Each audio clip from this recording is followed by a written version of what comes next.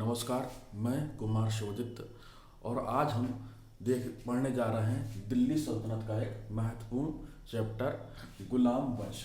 देखिएगा, दिल्ली सल्तनत का एक महत्वपूर्ण चैप्टर, एक महत्वपूर्ण अध्याय है गुलाम वंश। दिल्ली सल्तनत का जो प्रथम वंश चला वो गुलाम वंश के नाम से जाना जाता है और इस वंश का शासनकाल कब से कब तक था? 1206 से लेकर 1290 तक। हम देखते हैं कि गुलाम वंश पर बैठने वाला जो पहला शासक कौन था, वो कुतुबुद्दीन ऐबक था। ध्यान से देखिएगा कि गुलाम वंश पर बैठने वाला पहला शासक कौन था? कुतुबुद्दीन ऐबक। कुतुबुद्दीन ऐबक को दास वंश या मामलुक वंश का संस्थापक माना जाता है। मामलुक किसे कहते हैं? देखिएगा, मुक्त माता पिता की संतानों को मामलुक कहा गया और मामलुक या दास लगभग समानार्थी शब्द हैं और कुतुबुद्दीन ऐबक को दासवंश या मामलुक वंश का संस्थापक माना जाता है। कुतुबुद्दीन ऐबक मोहम्मद गोरी का गुलाम था। कुतुबुद्दीन ऐबक कौन था? मोहम्मद गोरी का गुलाम था। ऐबक को भारत में तुर्की राज्य का संस्थापक भी माना जाता है।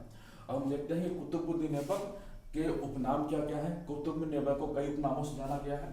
कुरान ख्वाह, पहला इसका उपनाम मिलता है ऐबक का कुरान ख्वाह, यानी कुरान की प्रतिलिपियां ये बहुत ही सुंदर राइटिंग में बनाता था। दूसरा उपनाम मिलता है इसका लाख बख्श, लाखों का यह दान देता था, इस कारण इसका नाम लाख बख्श पड़ा कुतुबुद्दीन ऐबक का। और एक अन्य नाम इसका मिलता है पील बख्श।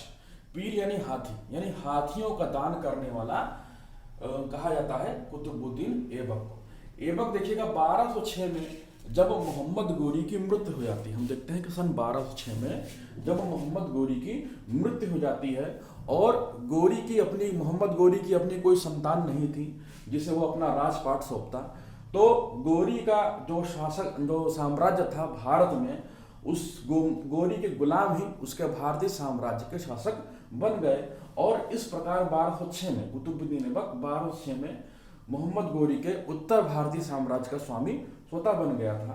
तो देखिएगा, जब गोरी की मृत्यु हुई तब ऐबक ने लाहौर से शासन करना शुरू किया। लाहौर के निवासियों के निवेदन को स्वीकार किया। लाहौर के निवासियों ने ऐबक से कहा कि अब आप ही हमारे सुल्तान हैं, आप ही हमारे शासक हैं। तो लाहौर से ऐबक ने अपना शासन शुरू किया था। इस महत्वपूर्ण बिंदु को हम जानेंगे। नाम दिल्ली सल्तनत था, लेकिन ऐबक का शासन कहाँ से होता था? लाहौर से होता था। देखिएगा, ऐबक जब सुल्तान पर बना, ऐबक जब शासक बना, तो ऐबक ने सुल्तान की उपाधि ग्रहण नहीं की। इस बात को ध्यान दीजिएगा कि जब ऐबक शासक बना मोहम्मद गोरी की मृत्यु के बाद, तो ऐबक ने सुल्तान की उपाधि ग्रहण नहीं की, बल्कि वह मलिक और सिपह सलार की उपाधि से ही संतुष्ट रहा और ये उपाधि उसे मोहम्मद गोरी से ही प्राप्त हुई थी। अब हम आगे देखते हैं कि ऐबक ने कौन से बढ़िया कार्य किया। देखिएगा, पहली बात तो यह है कि ऐबक को ज्यादा शासन करने का समय नहीं मिला।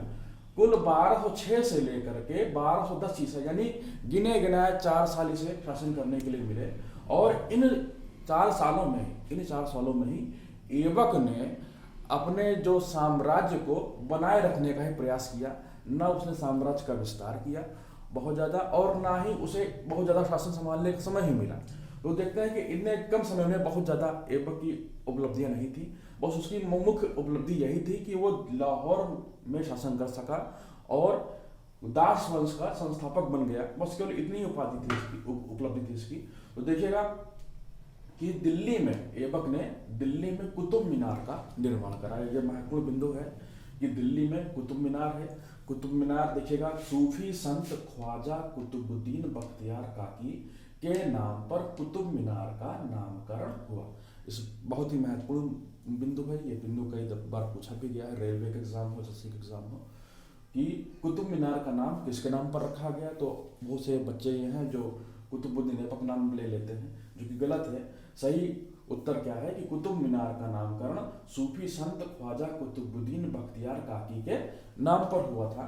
इस कुतुब मीनार की पहली मंजिल का निर्माण कुतुबुद्दीन ऐबक ने कराया था। आगे चल करके इसकी 4 मंजिलों का निर्माण कार्य इल्तुतमिश ने करवाया था। और कुतुब मीनार को जो हम वर्तमान में देखते हैं उसको ये स्वरूप दिया था फिरोज शाह तुगलक ने। तो 3 शासकों का नाम मिलता है कुतुब मीनार के निर्माण में। आगे देखते हैं कि अजमेर में 2.5 दिन के झोपड़े का निर्माण भी कराया। किसने कराया? कुतुबुद्दीन ऐबक ने। 2.5 दिन का झोपड़ा, ये संस्कृत महाविद्यालय था और 2.5 दिन लगे इसको महाविद्यालय से मस्जिद में परिवर्तित करने में। और ये मस्जिद 2.5 दिन का झोपड़ा नामक मस्जिद कहाँ पर है? अजमेर में है, जिसका निर्माण करता कौन है? कुतुबुद्दीन ऐबक है।